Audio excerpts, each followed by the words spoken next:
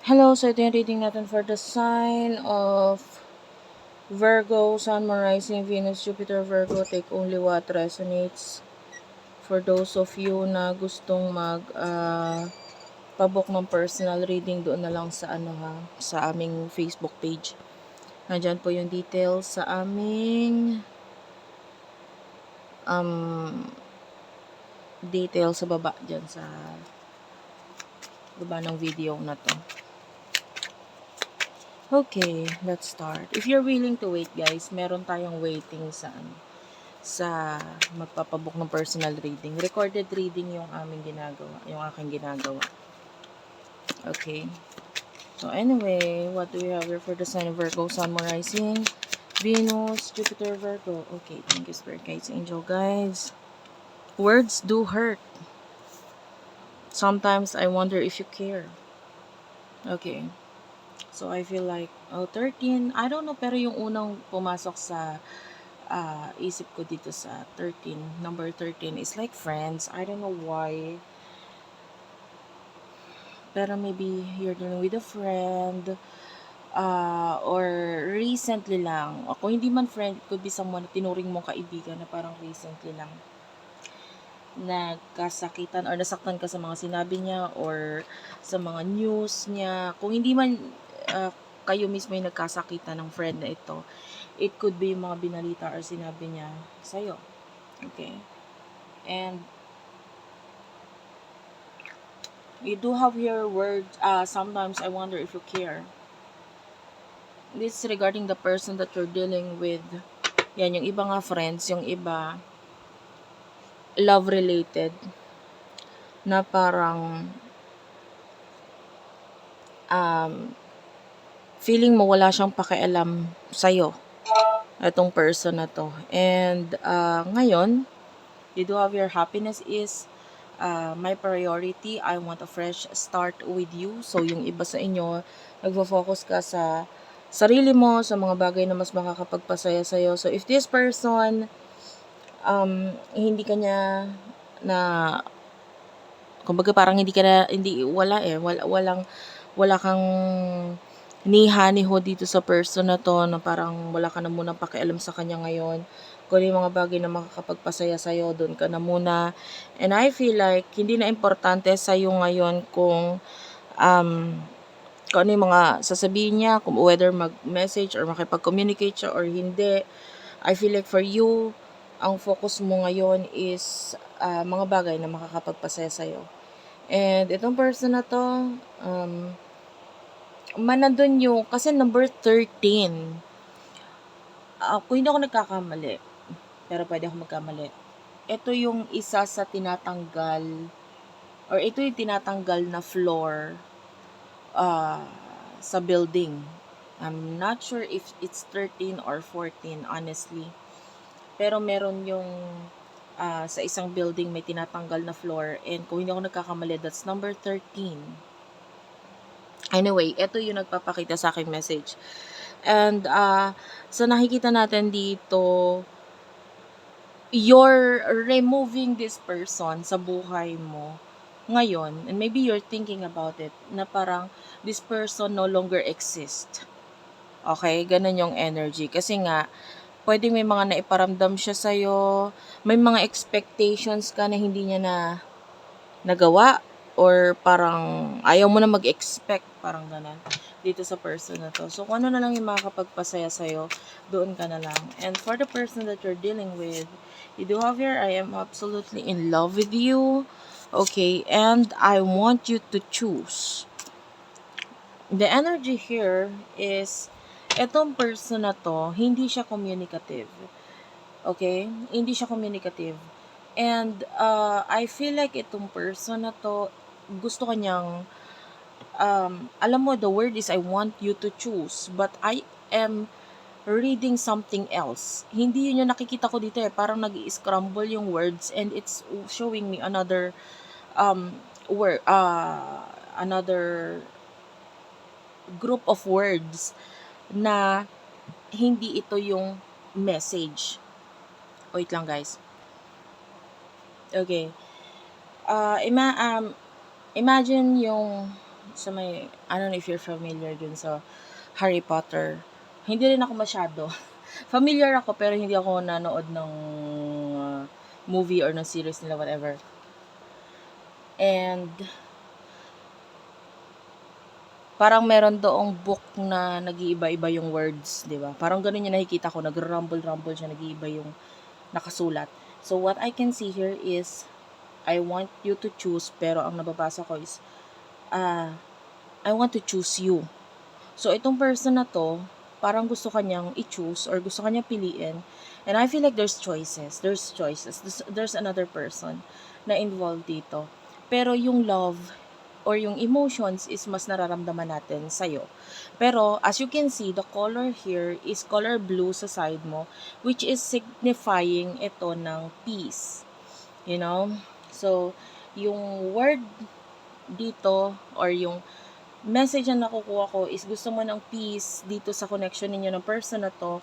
And etong person na to, this person is kulang siya ng words or parang nagtatago eh. And masyadong mysterious, okay? That's the energy. Very mysterious. Nakakatakot nga siya actually pagdating sa intensity level ng emotions niya sa'yo. Medyo nakakatakot kasi you just don't know kung ano yung mga kaya niyang gawin when it comes to once na pinaglaban or nakita or ipinasabi niya na itong emotions niya. Na I feel like wala pang actions dito. Like this person is very intense. And you do have here, I am obsessed with your body. Yeah, this person is fantasizing you. Especially if recently, bago ko manood ng video na to, recently lang or nitong mga past few days, nakakaramdam ka ng parang some sort of, yung biglang magkakaroon ng, anong tawag doon? Hindi ko alam kung anong tamang term doon eh. But it feels like biglang magtaas yung balahibo mo or mag yung body mo na biglang nag-inhit ba or it is because sexually I can feel something. Yung parang itong person na to ay fantasizing about you, thinking about you sexually, and then yung energy on is nakukuha mo. So whenever that happens, yung parang kang kinilig or what, those are the times na itong person na to is thinking about you sexually. And you can feel it, na-channel mo yun. So, emotions, tell me about the emotions here. Spirit guides, angel guides. See, you are really showing us the color blue, wrongful advice, and you matter, okay? So, I really do like the combination of colors dito sa side mo. Nakikita natin nito as ikaw ay parang mas importante sa'yo sa kung ano yung I feel like yung soul connection, pinahahalagahan mo yun if you feel soulmate connection sa inyong dalawa. Pero hindi ka rush, Nandun pa nga yung way mo nandun pa nga yung you're letting go kasi nga, yun yung mas makakabuti or magiging at peace ang lahat pag ganun yung sitwasyon. Na ikaw yung nagparaya, nag-let go, and etc.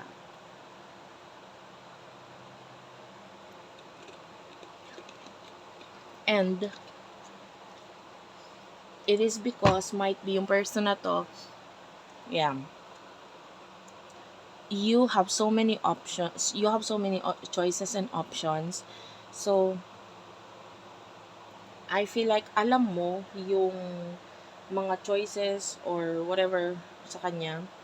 Alam mo yung options niya and alam mo kung ano yung nakakasagabal dito sa connection ninyong dalawa. Pero nandun yung mas pinipili mo na lang na manahimik and pabayaan siya sa kung ano yung mga naging choices niya sa buhay. Okay? So, yung iba na may soulmate connection, alam mo yung soulmate connection, pero ginamit mo na lang yung connection na yon as a way for you to grow. Kasi maaring mas mabibigyan ka ng growth dahil dito sa taong to. Kumbaga nakakatulong siya sa growth mo spiritually, no? Yung iba sa inyo, lalo na sa usaping spiritual. Dahil yung marami sa inyo dito, nanonood ng tarot reading, naka-follow sa akin, naka-subscribe sa akin, siya yung naging dahilan kung bakit napunta ka sa akin, kung bakit nagkaroon tayo ng connection, na kung bakit ako naging guide mo, and yeah, kasi hindi ka naman mapupunta dito sa akin or sa channel na ito, hindi mo ako malalaman, makikilala kung hindi dahil sa nagkaroon ka ng pag-question regarding sa connection ninyong dalawa. And I can even feel like some of you is nakapagpa-book na ng tarot reading sa akin, nakakaramdam ako ng ganong energy, or nakapag-inquire, kung hindi man nakapagpa-book na, nag-inquire doon sa aming page. Yan. And I do have admins na nandun, kaya for those of you na gusto mag-inquire, ayan. Anyway,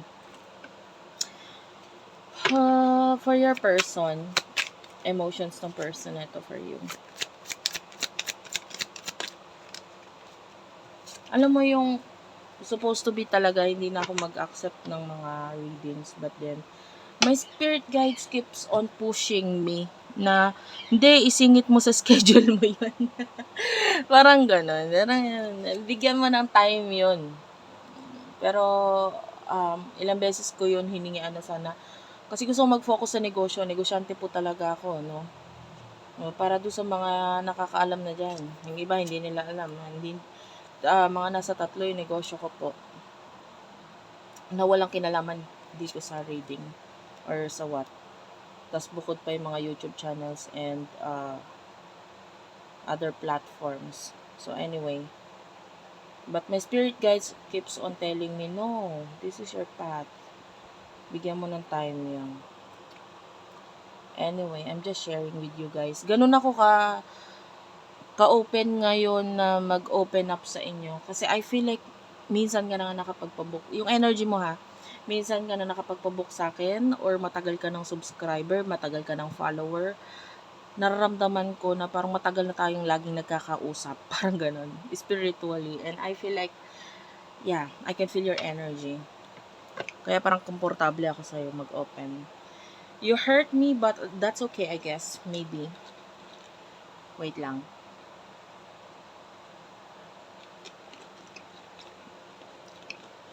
Okay.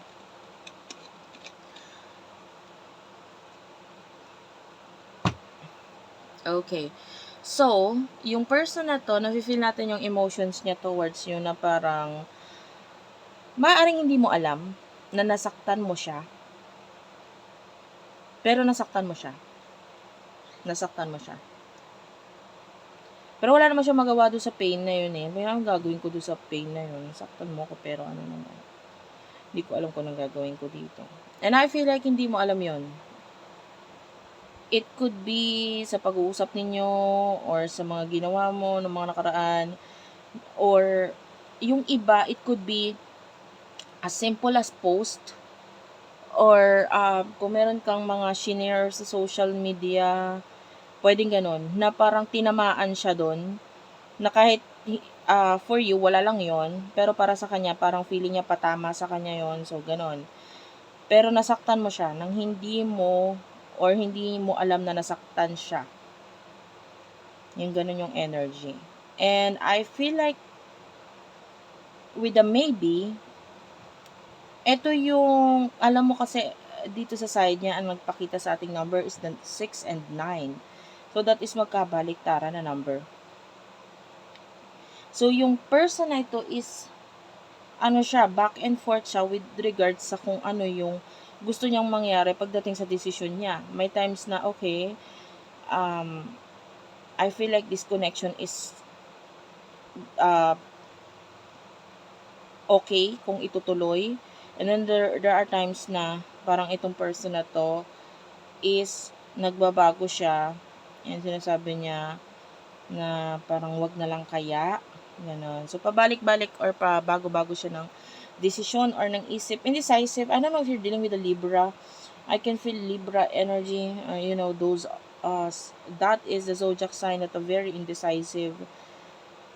And so, as nakakaramdam din ako ng Gemini energy. Ganun.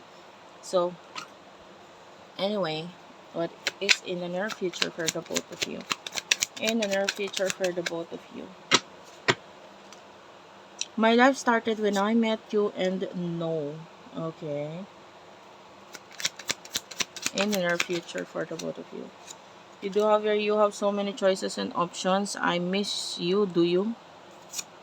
And Ace of Swords. Bottom of the deck. Love is the answer. Okay. So, in the near future, nakikita natin na um, I feel like with the no, tapos it's color red, it's some kind of stop. Some kind of stop. And the number 2 is nagpapakita siya as decision. I feel like your decision is to stop.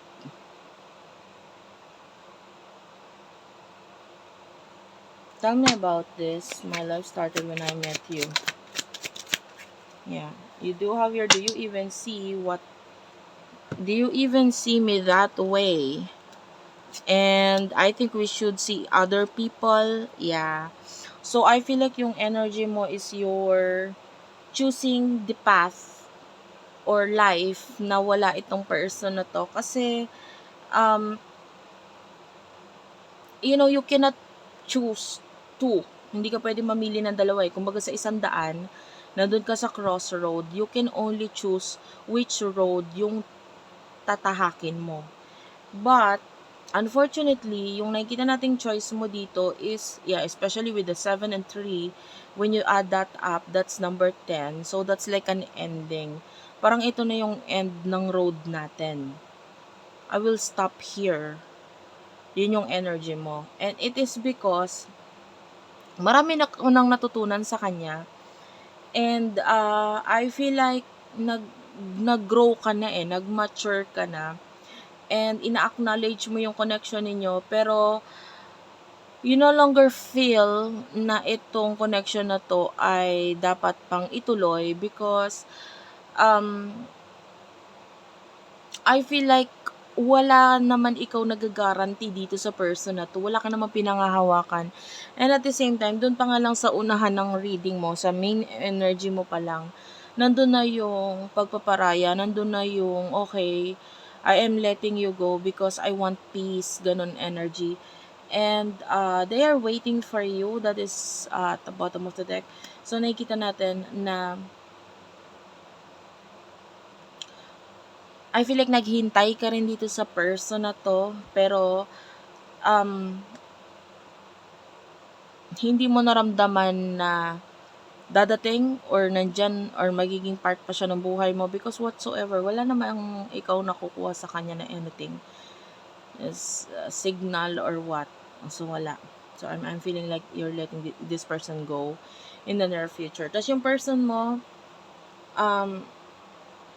you do have here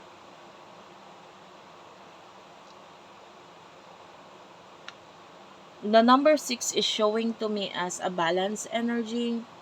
So, parang pareho kayo dito sa part na ito, na if ever there's other options, nandun yung mas ginagamit yung utak, especially with the sword, Ace of Swords, that is Gemini, Libra, Aquarius energy, mas ginagamit ninyo yung utak ninyo rather than sa pinaka-emotions ninyo dito sa connection na to. So, itong person na to, nandun yung pagka-miss niya sa'yo, pero missing you is not enough for now to choose you. No? For me to choose you. Ganun yung energy niya. Namimiss kita pero hindi ibig sabihin pipiliin kita sa ngayon dahil kailangan kong gamitin ang utak ko. Yan. And at the same time, both of your energy is parehong ganon. So, I can see pag i-stop ng connection dito, and tell me more. Yeah, you do have your, do you even care? I worry about us a lot.